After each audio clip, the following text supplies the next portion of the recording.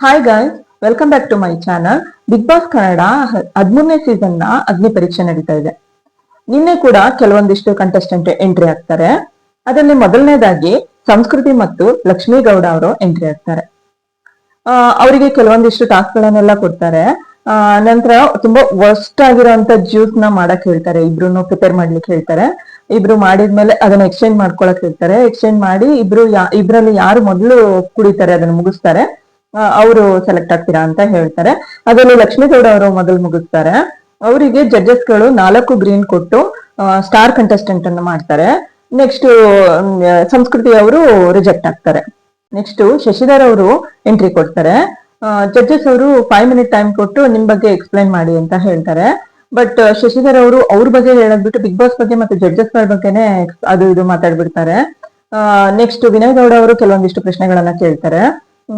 Circle ಅಲ್ಲಿ ಎಷ್ಟು side ಇರುತ್ತೆ ಅಂತೇಳಿ ಶಶಿಧರ್ ಅವರು ಸೈಡ್ ಇರಲ್ಲ ಅಂತ ಹೇಳ್ತಾರೆ. ಅವಾಗ ವಿನಯ್ ಗೌಡ ಅವರು ಹೇಳ್ತಾರೆ ಇನ್ಸೈಡ್ ಅಂಡ್ ಔಟ್ ಸೈಡ್ ಇರುತ್ತೆ ಅಂತ. ಮತ್ತೆ ಒಂದು 5 ಫ್ರೀಡಮ್ ಫೈಟರ್ಸ್ ನೇಮ್ ಹೇಳು ಅಂತ ಹೇಳ್ತಾರೆ. ಸೊ ಅವರು ಶಶಿಧರ್ ಅವರು 4 ಹೆಸರು ಹೇಳ್ಬಿಟ್ಟು ಒಂದನ್ನ ನೀವು ಫಿಲಪ್ ಮಾಡಿ ಅಂತ ಹೇಳ್ತಾರೆ. ಲಾಸ್ಟ್ ಮತ್ತೆ 1 ಮಿನಿಟ್ ಟೈಮ್ ಕೊಡ್ತೀವಿ, ನಮ್ಮನ್ನ ಇಂಪ್ರೆಸ್ ಮಾಡು ಅಂತ ಹೇಳ್ತಾರೆ. ಸೊ ಅದ್ರಲ್ಲೂ ಅವರು ಫೇಲ್ ಆಗ್ತಾರೆ. 4 ಜಡ್ಜಸ್ ಗಳು ರೆಡ್ ಕೊಟ್ಟು ರಿಜೆಕ್ಟ್ ಆಗ್ತಾರೆ. ನೆಕ್ಸ್ಟ್ ವಿಕಾಸ್ ಅವರು ಮತ್ತೆ ನಿಖಿಲ್ ಅವರು ಎಂಟ್ರಿ ಆಗ್ತಾರೆ. ವಿಕಾಸ್ ಅವರು ಬಾಕ್ಸರ್ ಮತ್ತೆ ಡ್ಯಾನ್ಸರ್ ಆಕ್ಟರ್ ಅಂತ ತಮ್ಮನ್ನ ತಾವು ಪರಿಚಯ ಮಾಡ್ಕೊಂತಾರೆ. ಬಿಗ್ ಬಾಸ್ ಮನೆ ನನ್ನ ಅಪ್ಪನ್ ಕನ್ಸು ಅಂತ ಅವರು ಹೇಳ್ತಾರೆ. ಆಗ ಸಂಗೀತ ಅವ್ರು ಕೇಳ್ತಾರೆ ಹಾಗಾದ್ರೆ ನಿಮ್ ಕನ್ಸಲ್ವಾ ಅಂತ ಕೇಳ್ತಾರೆ. ಮತ್ತೆ ಕೆಲವೊಂದಿಷ್ಟು ಟಾಸ್ಕ್ ಗಳನ್ನೆಲ್ಲ ಕೊಡ್ತಾರೆ. ಅದರಲ್ಲಿ ಆಕ್ಟಿಂಗ್ ಎಲ್ಲ ಮಾಡಿ ತೋರಿಸ್ತಾರೆ. ನೆಕ್ಸ್ಟ್ ನಿಖಿಲ್ ಅವರು ತಾವು ಕೂಲಿ ಕಾರ್ಮಿಕರ ಮಗ ಅಂತೇಳಿ ಪರಿಚಯ ಮಾಡ್ಕೋತಾರೆ. ಹಾಗೂ ಅವರು ವಿಧಾನಸಭಾ ಕ್ಷೇತ್ರದಲ್ಲಿ ನಿಂತು ಸೋತಿದ್ದೀನಿ ಅಂತ ಹೇಳ್ತಾರೆ. ಬಿಗ್ ಬಾಸ್ ಏನಕ್ಕೆ ಅಂತ ಅಂದ್ರೆ ನಾನ್ ಎಷ್ಟೋ ಯುವ ಸಮೂಹಕ್ಕೆ ನಾನು ಸ್ಫೂರ್ತಿಯಾಗಿರ್ಬೇಕು ಅಂತ ತಮ್ಮನ್ ತಾವು ಪರಿಚಯ ಮಾಡ್ಕೊಂತಾರೆ.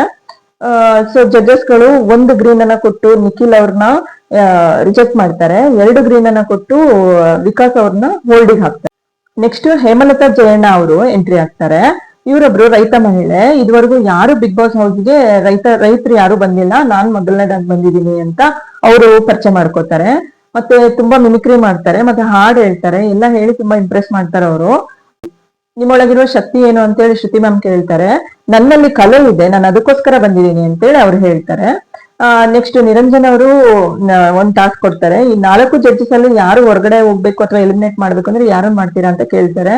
ಅವರು ಡೈರೆಕ್ಟ್ ಆಗಿ ನಂಗೆ ವಿನಯ್ ಗೌಡ ಅವ್ರನ್ನ ನೋಡಿದ್ರೆ ಭಯ ಆಗುತ್ತೆ, ಅವ್ರು ಹೋಗ್ಬೇಕು ಅಂತ ಅವ್ರು ಹೇಳ್ತಾರೆ.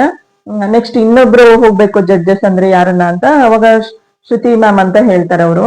ಇವ್ರಿಬ್ರು ಕಣ್ಣು ನೋಡಿದ್ರೆ ನಂಗೆ ಫುಲ್ ಭಯ ಆಗ್ತಿದೆ, ಅದಕ್ಕೆ ನಾನು ಅವರಿಬ್ರನ್ನು ಎಲಿಮಿನೇಟ್ ಮಾಡ್ಬೇಕು ಅಂತ ಅನ್ಕೊಂಡಿದೀನಿ ಅಂತ ಹೇಳ್ತಾರೆ. ಲಾಸ್ಟ್ ಎಲ್ಲ ಟಾಸ್ಕ್ ಮುಗ್ದಿದ್ಮೇಲೆ ಅವರಿಗೆ 4 ಗ್ರೀನ್ ಅನ್ನ ಕೊಟ್ಟು ಸ್ಟಾರ್ ಕಂಟೆಸ್ಟೆಂಟ್ ಆಗಿ ಸೆಲೆಕ್ಟ್ ಆಗ್ತಾರೆ. ನೆಕ್ಸ್ಟ್ ಅಂಕಿತಾ ಮತ್ತೆ ಸುಷ್ಮಿತಾ ಅವರು ಎಂಟ್ರಿ ಕೊಡ್ತಾರೆ. ಅವ್ರ ಸ್ಟೇಜ್ ಎಂಟ್ರಿ ಆಗ್ತಿರುವಾಗ್ಲೇ ಅವರೇ ಇಬ್ರು ಜಗಳ ಮಾಡ್ತಾ ಬರ್ತಾ ಇರ್ತಾರೆ. ಇವರು ಟಾಸ್ಕ್ ಕೊಡಕ್ಕೂ ಮುಂಚೆನೆ ಅವರೇ ನಾನ್ ಎಲಿಜಿಬಲ್ ಅಂತೇಳಿ ಹೇಳ್ತಾರೆ. ಆಗ ಜಡ್ಜಸ್ ಗಳೇ ಹೇಳ್ತಾರೆ ಸರಿ ನೀವೇ ಡಿಸೈಡ್ ಮಾಡಿ ಯಾರು ಬೆಸ್ಟ್ ಅಂತೇಳಿ ಅಂತ.